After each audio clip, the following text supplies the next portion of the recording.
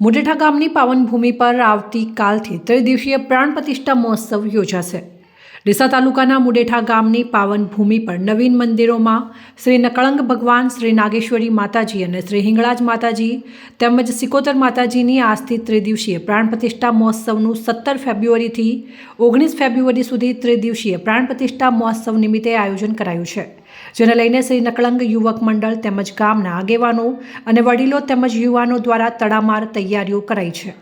આ કાર્યક્રમને સફળ બનાવવા સમસ્ત ગ્રામ્યજનો કામે લાગી ગયા છે,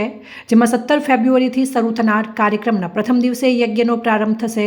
અને બીજા દિવસે 18 ફેબ્રુઆરીએ ભવ્ય ગામમાં શોભાયાત્રા કાઢવામાં આવશે અને 18 તારીખે રાત્રે ભવ્ય લોક ડાયરાનું પણ આયોજન કરાયું છે, જ્યારે ત્રીજા દિવસે સંત મેળાવડાનું પણ આયોજન કરાયું છે।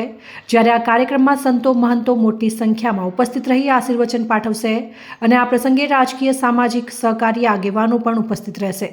જે પ્રસંગે શ્રી નકળંગ યુવક મંડળ તેમજ ગામના આગેવાનો,